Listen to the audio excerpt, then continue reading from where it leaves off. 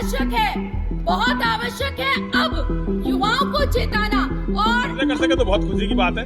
अगर कोई हिंदू जो 15 बच्चे करता है तो उसे तो हम संत महात्मा घोषित हो, तुम पर विश्वास नहीं करो उसे मार दो। मेरे तो योगेश्वर कहते हैं कि मैं किसी भी तरह से पूजो, आखिर में पहुंचना मुझ तक ही है। कहा गया महाजनों येन गते से पंथा, जिस रास्ते पर हमारे महान पुरुष गए हैं उसी को चलने योग्य रास्ता मानना चाहिए। तो आज रास्ते की तलाश है हिंदू को।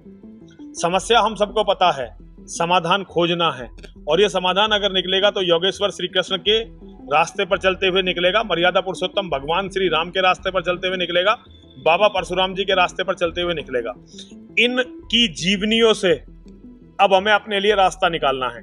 तो 3 दिन का धर्म संसद महाराज जी के श्री चरणों में 12, 13 और 14 अगस्त को 3 दिन का धर्म संसद हम लोग यहाँ पर मिलकर आयोजित करेंगे। सभी लोग मिलेंगे, भारत के सभी प्रमुख संतों को हम इसका निमंत्रण देंगे, सभी संतों को इसका निमंत्रण भेजा जाएगा।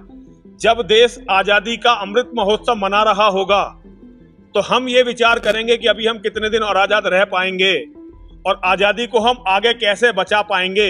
इसके लिए हम योगेश्वर के जीवन से इन सब प्रश्नों के उत्तर खोजने का प्रयास करेंगे।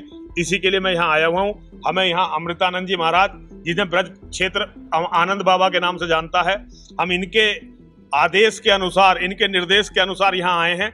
स्वामी जी का कहना है कि धर्म की रक्षा के लिए ब्रज क्षेत्र से बड़ा कोई क्षेत्र नहीं है, कोई तीर्थ नहीं है। योगेश्वर की धरती से गया हुआ संदेश पूरी दुनिया के हिंदुओं तक जाएगा। और सनातन सबका मुख्य संदेश क्या रहेगा? ठीक है, संदेश तो खोजेंगे, लेकिन उद्देश्य बता सकता हूँ। संदेश तो सारे संत मिलकर खोजेंगे कि संदेश क्या होगा। उद्देश्य यह है कि सनातन कैसे बचे। सनातन को बचाने के लिए योगेश्वर श्री कृष्ण के जीवन पर चिंतन करेंगे। योगेश्वर श्री कृष्ण के जीवन से वो रास्ते खोजेंगे कि सनातन कैसे बचेगा।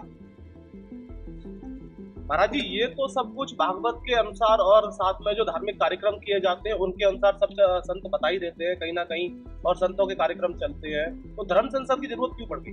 धर्म संसद देखिए, अब इसी संतों की दिशा तय करने के लिए धर्म संसद है। ये जो संत बताते हैं वो कितना सही है कितना गलत है, इस पे मंथन करने के लिए धर्म संसद है। हम तो ये मानते हैं कि योगेश्वर ने जो गीता का संदेश दिया था कुरुक्षेत्र के मैदान में, वो संदेश कितने हिंदुओं तक पहुंचा और कितने हिंदुओं ने उस पर चलकर अपने धर्म की रक्षा की, ये एक प्रश्न आज सारे संत समाज के सामने रखना है। केवल 2029 में भारत का प्रधानमंत्री मुसलमान बनने वाला है। एक बार भारत का प्रधानमंत्री मुसलमान बना तो ना कोई मठ बचेगा, ना कोई मंदिर बचेगा, ना कोई आश्रम बचेगा, ना कोई तीर्थ बचेगा, ना सनातन धर्म बचेगा। अब उसे कैसे, हम 1400 साल से पराजित हैं, एक संस्कृति के रूप में हम 1400 साल से पराजित हैं। और देखिए, हमारा धर्म कहता है यतो धर्मस् ततो जया, जहां धर्म होता है वहां जय होती है। अगर हम 1400 साल से पराजित हैं तो हमने धर्म को समझने में कहीं ना कहीं कोई चूक, कोई गलती की है। और क्या गलती हमने की है, इसकी खोज का नाम है धर्म संसद।